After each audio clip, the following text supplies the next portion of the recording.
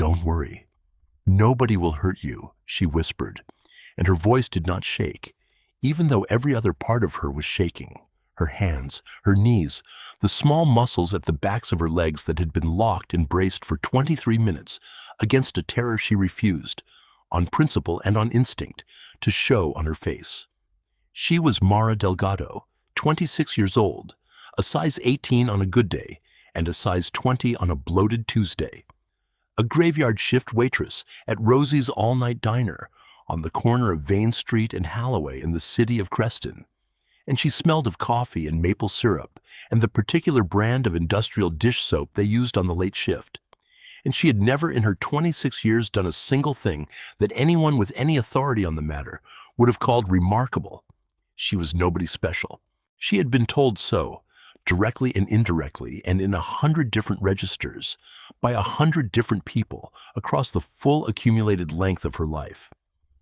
By the boys in high school who looked past her toward girls with narrower silhouettes and simpler needs, by the mother who loved her fiercely and completely, and still said things like, "You have such a pretty face, sweetheart," in the specific and well-meaning tone that permanently affixed the unspoken clause, "if only," to the end of the sentence, by the customers at the diner who handed her their orders without looking up from their phones and called her Hun, and never learned her name even after 3 consecutive years of her bringing them their eggs exactly the way they wanted. She was background. She was furniture. She was the woman refilling your coffee at 2 in the morning whom you would not remember by 3 and would not miss by 4. The 3 men in the back booth of Rosie's all-night diner, the ones with the cold, flat eyes and the shapes beneath their jackets that were unmistakably the shapes of weapons.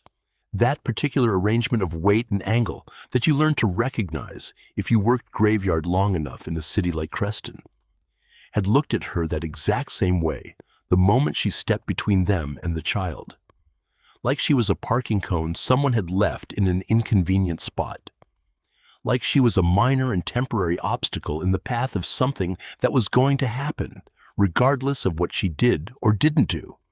And Mara Delgado, who was nobody, who was background and furniture, and the woman you forgot before you finished your coffee, had looked all 3 of them directly in the eye and had not moved a single inch.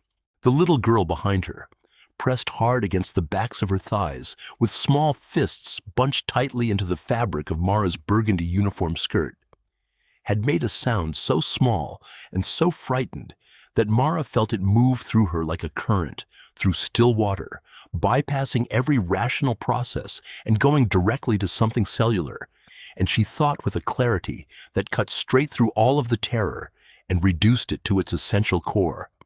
I am not moving. I am not moving. I am not moving. She had not known, not in that moment, with her hands pressed flat and trembling against her thighs, that the child's name was Sophia Draul. She had not known that Sophia Draul was the only living thing in the entire city of Creston for whom her father would tear the world apart down to the bedrock. She had not known that her father was 8 minutes away, moving through the late-night city with the particular and unhurried velocity of something that did not need to hurry, because nothing in its path was going to stop it. She had not known any of it. She only knew that a frightened child had wound her fists into her skirt and was pressing into the back of her legs and trusting her, and that was enough. It had always been enough for Mara. That was the whole of her. That was, she thought, the only remarkable thing she would ever do. She was wrong. She was so profoundly, spectacularly, life-alteringly wrong about that.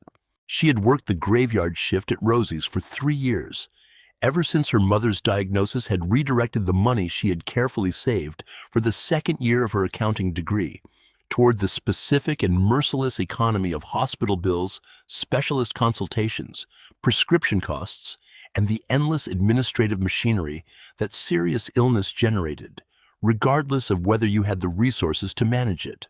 The diner existed between midnight and 6 in the morning as a small and reliable amber pocket of warmth in a city that did not particularly concern itself with warmth in any form. Creston, which smelled of river water and old money and the particular exhaust of a metropolis that had been quietly controlled by one family for the better part of 4 decades, without ever appearing in the newspapers in any way that would have clearly explained why. The Draul family. Vasile Draul. She knew the name, the way everyone who had grown up in Creston knew the name. Not directly, not in the full light. The way you knew the name of a storm system building somewhere over open water that the forecasters mentioned in the same measured, careful tones that conveyed everything by implying nothing. You knew it the way you knew to cross certain streets after a certain hour and to avoid certain buildings, and to understand without ever being explicitly told why certain business disputes in the city resolved themselves overnight, and why certain men, who had been visible and vocal in Creston's professional landscape, simply stopped being either. She knew it from the late-night regulars at the diner, who would be in the middle of a sentence and then lower their voices and change the subject without appearing to change it. She knew it from the suits, the particular men who came in sometimes between 2 and 4 in the morning, ordered black coffee, said nothing beyond the order, left $50 bills on $6 tabs, and surveyed the room with the patient and total vigilance of men who were perpetually working regardless of where they appeared to be.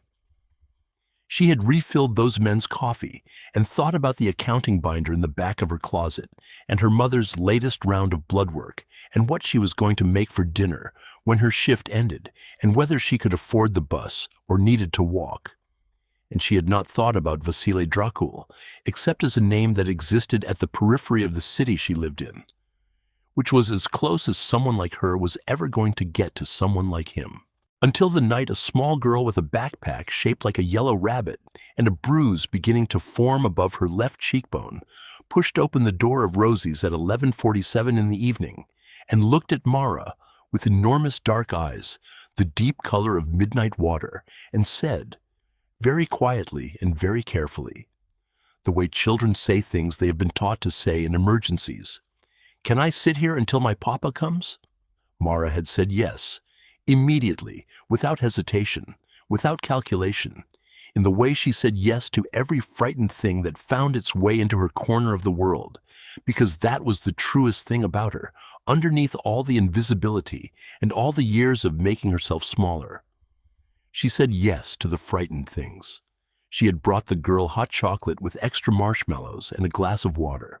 She had sat with her for a few minutes and learned that her name was Sophia, that she was 7 3/4 years old, that she had gotten separated from the man who was supposed to drive her home, and that her papa had been called and was coming, and that she was not scared, though the precise and slightly elevated delivery of this last point indicated strongly that Sophia was actively practicing not being scared and had not yet achieved full conviction. Mara had told her that was completely fine and very reasonable, and that she could stay exactly as long as she needed to, and that Mara would be close by the whole time. She had gone back to her section. She had kept one eye on the booth without interruption, and 23 minutes later, 3 men walked through the front door and moved directly to the back of the diner, and the one in front looked at Sophia with a flat, immediate recognition that ran through Mara's blood like a current of cold water. And Mara set down her coffee pot and walked to that booth and stepped between the child and the man before the thought had completed itself in her mind. The one reaching for Sophia was tall and flat-faced, with pale and very small eyes that registered Mara's presence in the space between them and the child, and assigned it precisely 0 weight or significance. He said one word, "Move." Not decorated with menace, not accompanied by warning, delivered with the flat and practiced impatience of a man who had never been refused by anyone physically smaller than him, which was most people in most rooms he entered. Mara was smaller than him. She was softer and considerably rounder, and she had a rip in the left shoulder seam of her uniform that she'd been intending to repair for somewhere between 4 and 6 weeks. And her hair had fully abandoned its elastic at some point around the 4th hour of her shift and was doing what her hair reliably did in moments of extended wear, which was expand in every available direction with cheerful and complete indifference to the social context. She said, "She is a child. You are not taking her anywhere." The man blinked. He looked at her with the specific expression of someone who has encountered furniture that has inconveniently and inexplicably decided to become an obstacle. One corner of his mouth moved in something that was adjacent to a smile, but contained nothing warm. He reached past her. She grabbed his wrist with both hands, both of her hands around one of his wrists, and held with everything she had, which was more than he expected and considerably less than she needed. And he looked down at her grip with something approaching genuine surprise before he looked back up at her face, and then he made a brief sound that was nearly a laugh. Then he shoved her sideways with one open palm, casually, the way you moved a parking cone, and the edge of the counter caught her hard across the left side of her ribs, and white-hot pain striped across her side, and a rack of condiment bottles clattered to the floor, and Sophia made a sound behind her that was the smallest, most frightened sound Mara had heard a child make in her adult life. A sound that bypassed every rational and calculated response and went directly to something beneath thought, something biological and absolute. Mara straightened. She breathed through the pain in one slow, deliberate breath. The kind of breath you took when you were deciding that the pain was not going to be the thing that stopped you. She stepped back between the man and the child. Her hands were shaking hard enough now that she pressed them flat against her thighs so he couldn't observe them doing so. The man's expression had moved from bored impatience to something colder and more particular. The expression of someone recategorizing a problem. He said it again, and this time there was something under the word that had not been there before. Move. Behind her, she could feel Sophia pressed against the back of her legs with the full trust of a child who has chosen a protector and is staying with that choice, regardless of the evidence, and Mara thought nothing coherent at all in that moment. Only the animal, title, non-negotiable certainty that lives below the level of thought and does not consult reason. I am not moving. The two men flanking him began to step forward, and then the door opened. Not violently, not with any of the dramatic physical energy you might expect to accompany the entrance of the most feared man in a city of 3 million people. The door of Rosie's all-night diner opened with the same small, unremarkable bell sound it made every single time anyone walked through it. And a man walked in, and the temperature in the room changed the way it changes before a real storm. Not a gust, not a visible sign, but a shift in the air itself that every creature in the room registered in the nervous system, in the base of the spine, before the conscious mind had assembled the information into a named thing. He was tall in the way of things built with absolute economy of purpose. No excess, no ornamentation, no performance, only function made into a physical form. Dark coat, dark shirt, no tie. Eyes that were not quite brown and not quite black, but held somewhere between the two, carrying the quality of very deep still water, opaque, containing everything, revealing only what they chose to reveal, in the moment they chose to reveal it. His face had been made by nature into something severe and pale, and, in the precision of its severity, completely arresting. Not handsome in any soft or conventional sense, but the kind of face that produced a certainty in anyone who encountered it, that this was the person in the room who decided things, who had always been the person who decided things, who would remain so regardless of what the room contained. 2 men had come in behind him and placed themselves at the door without instruction, with the practiced readiness of people who understood exactly what their position was and never needed to be told. He did not look at them. He did not look at the 3 men near the counter. Not directly, not yet, the way you do not look at a thing you have already decided to address when you are not yet quite ready to address it. He looked across the diner. He found Sophia. And something occurred in his face that Mara would spend a long time afterward attempting to describe to herself with accuracy, and finding that civilian language did not quite reach it. The smallest possible movement, producing the largest possible change in the quality of a room. a fractional softening in the area around his eyes, an exhale that began and did not fully finish, a shift in the nature of his stillness that distinguished it from all his other stillnesses, the way the stillness of deep water is different in quality from the stillness of stone, even when both appear identical from the surface. Sophia said, "Papa," and the grip of her small hands released from Mara's uniform skirt, and small feet moved across the floor, and Vasile Draul covered the distance between the door and his daughter in 4 strides, and went to one knee on the linoleum, and gathered Sophia against his chest with both arms, one large hand flat and careful across the back of her head, and closed his eyes. He held them closed for 3 full seconds. Every other living thing in the diner was completely still. The night owl regulars at the counter had not moved. The cook behind the service window had gone entirely static. The 3 men with their weapons and their cold professional certainty had lost every trace of certainty in one breath. Then Vasile opened his eyes. He looked at the flat-faced man. What Mara saw in those gray eyes in that specific moment was something for which she would never locate the right words, because the language for it existed in a register she had not needed before and would not need again. And what it communicated was not anger in any form. She had previously understood anger to take, but something colder and more total. The look of a man who had performed a precise and complete internal calculation in the space of a single breath and arrived at a conclusion that admitted no alternatives and required no further deliberation. He said 2 things in Rosie's all-night diner. The first was 4 words, delivered quietly, without turning his head more than a fraction. "Take them, all 3. The flat-faced man's mouth opened. 2 syllables emerged, the beginning of a name or a justification. And then the men at the door were not at the door anymore, and the room rearranged itself quickly. And then the 3 men were gone, and there was only the overturned condiment rack on the linoleum, and a chair at an angle it had not been at 2 minutes before, and a silence so total that Mara could hear the refrigeration unit running steadily in the back kitchen.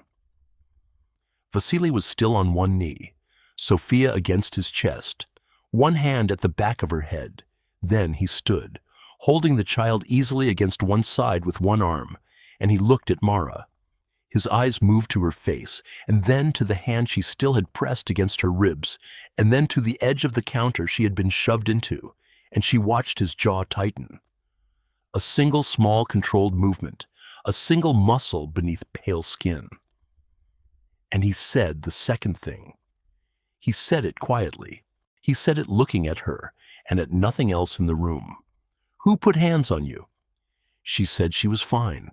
She said it in the reflexive, preemptive way of a woman who had spent 26 years managing her own pain downward before anyone else could assess it, minimizing it before it could inconvenience anyone, reducing it to the dimensions of something ignorable so that she could keep moving and keep working and keep being useful.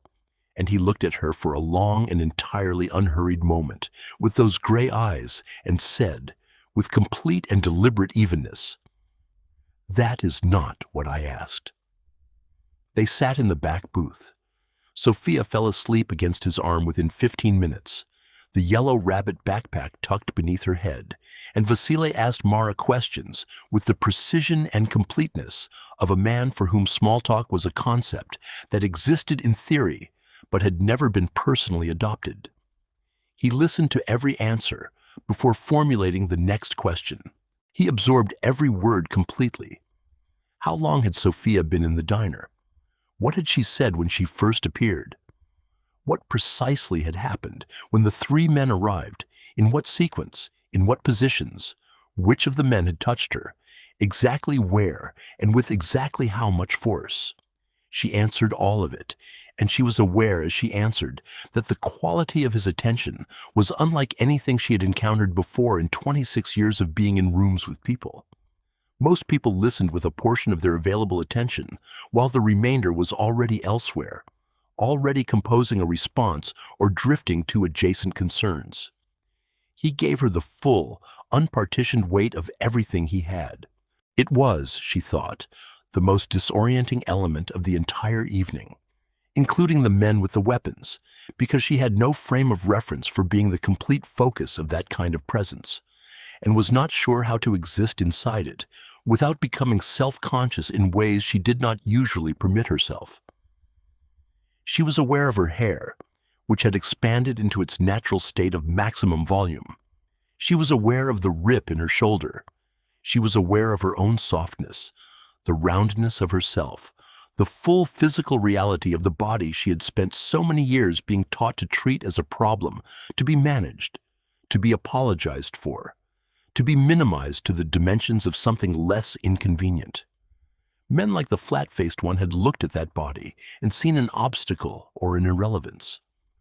Vasile Draul looked at her as though she were the most significant fixed point in the room.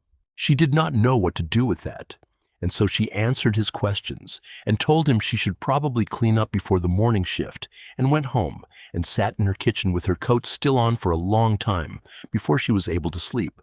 He came back the following evening. He was at the back booth at 9, without announcement, and she appeared with the coffee pot and found him already watching the door.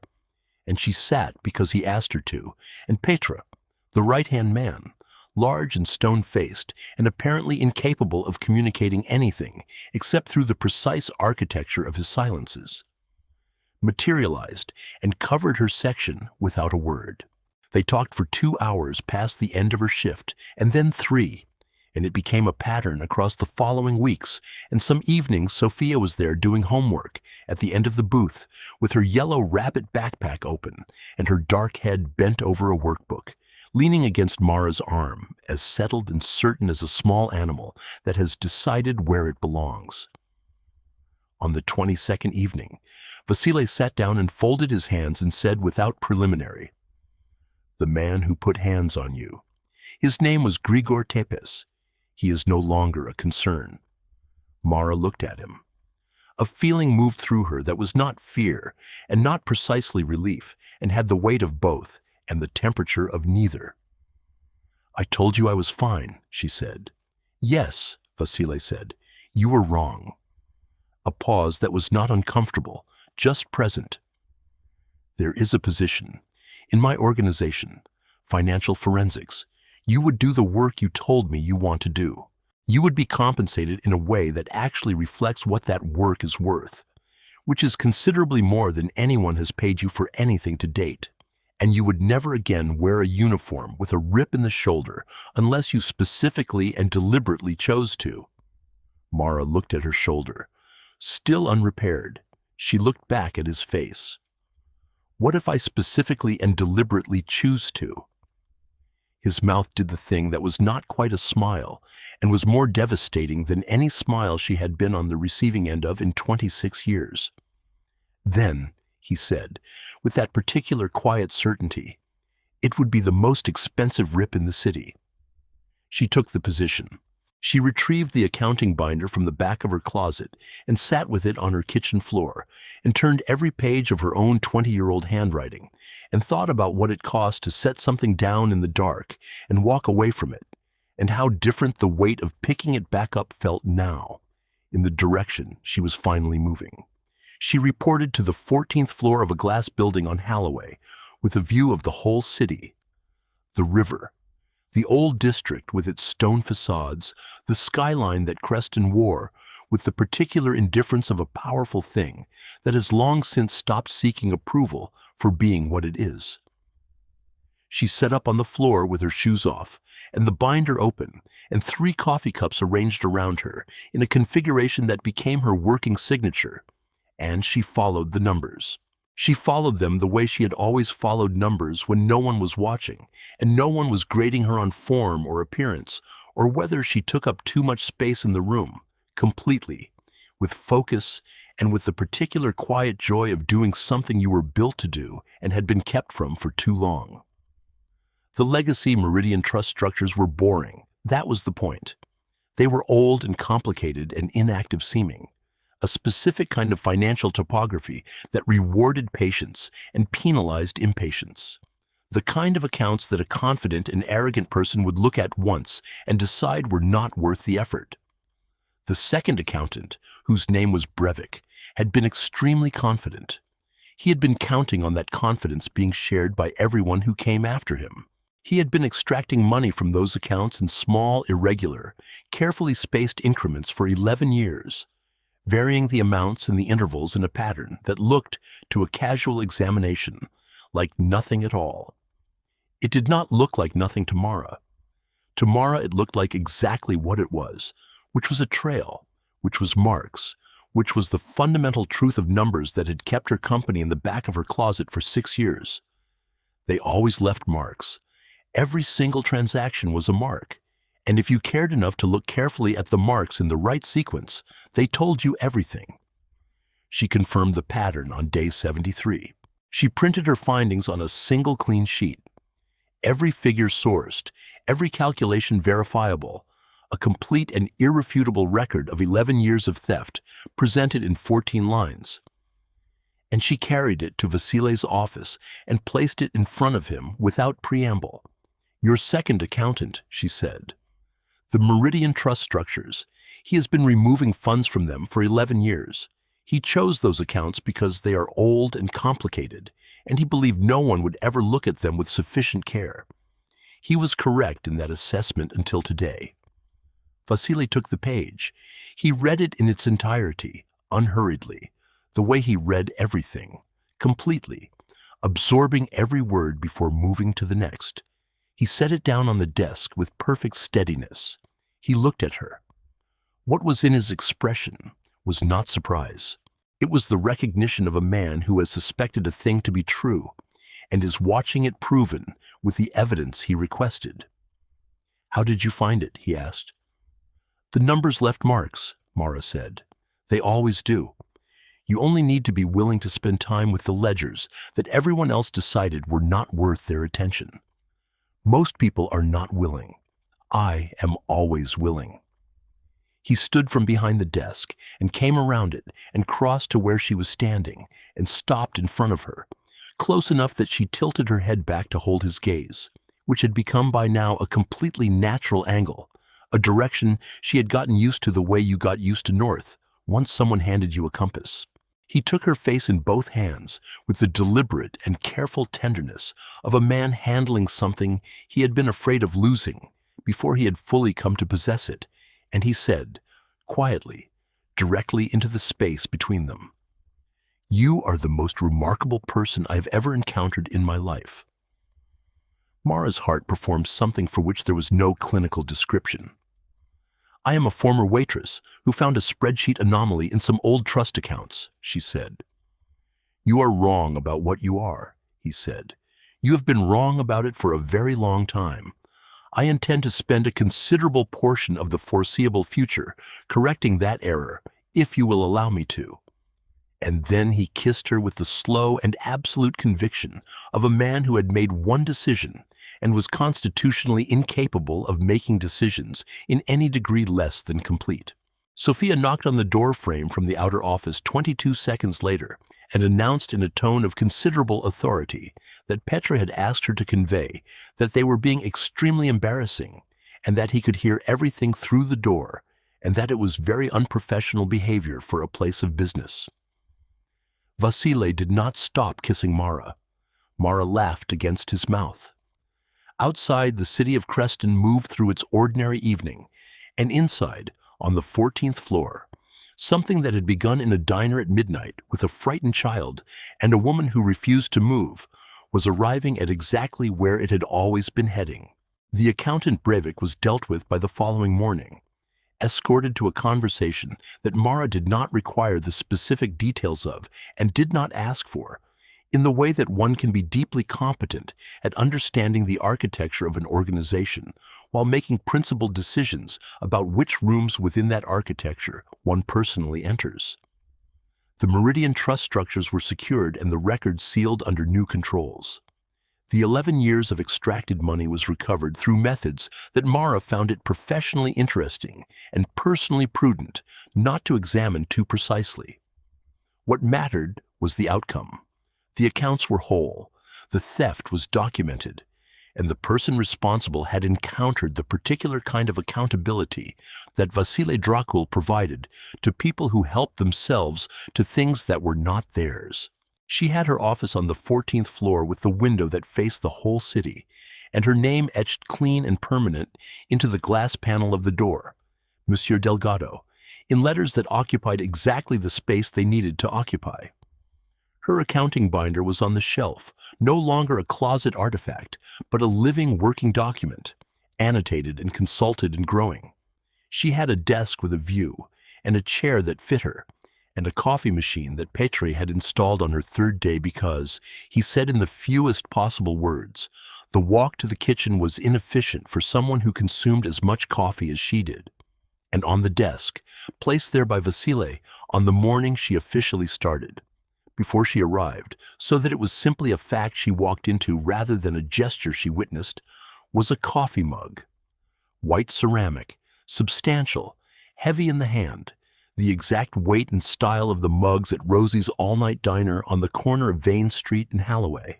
She noticed it the moment she set her bag down. She stood looking at it for a long moment, and then she touched the handle with the tips of 2 fingers, and she understood with the same precision she brought to numbers exactly what it was and what it meant. It was not a joke. It was not nostalgia or decoration. It was a man who noticed everything, telling her, in his specific and deliberate language, that he had seen her there. In that back booth at 2 in the morning, in the burgundy uniform with the rip in the shoulder, with her escaped hair and the maple syrup on her cuffs and her remarkable and hidden and waiting mind, and that she had been worth seeing in every detail.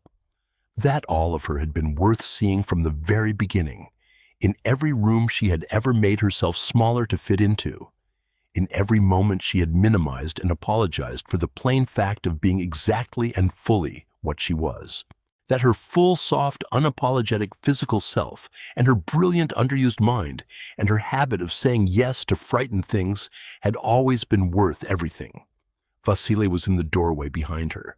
She did not turn around. She did not need to. She kept 2 fingers resting on the handle of the mug, and she looked out through the window at the whole city, vast and river-smelling, and quietly ordered beneath the surface of its ordinary life. And she thought about a little girl with a yellow rabbit backpack at 11:47 at night saying, "Can I sit here until my papa comes?" And about what it had cost her nothing and everything to say yes.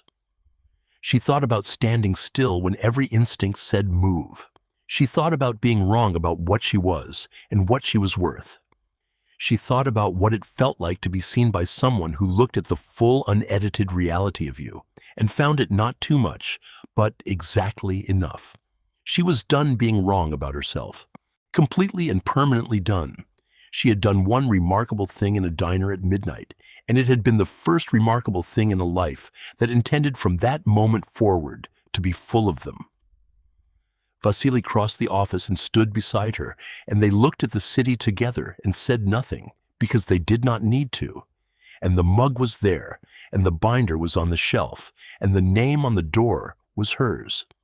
That is the story of Mara Delgado, who whispered, "Don't worry, nobody will hurt you," to a frightened child in a diner on Vane Street at midnight, and who became, in doing so, the only person in the city of Creston that Vasile Draul, the most feared man in 4 decades of the city's quiet and lethal history, would ever go to his knees for. And if that ending undid you, the way it undoes me every time, the mug on the desk, the knee on the linoleum, the rip in the shoulder that became the most expensive rip in the city. Hit that like button right now and share this with someone who needs to be reminded that remarkable things live inside quiet people, waiting for the moment those people decide to stop being wrong about themselves. Subscribe to this channel and ring the notification bell so you are here for every story we put out, because we have so many more and they are only getting better. Drop your reaction in the comments right now. Did you see the coffee mug coming? Or did it completely get you at the very end? I am going to read every single one.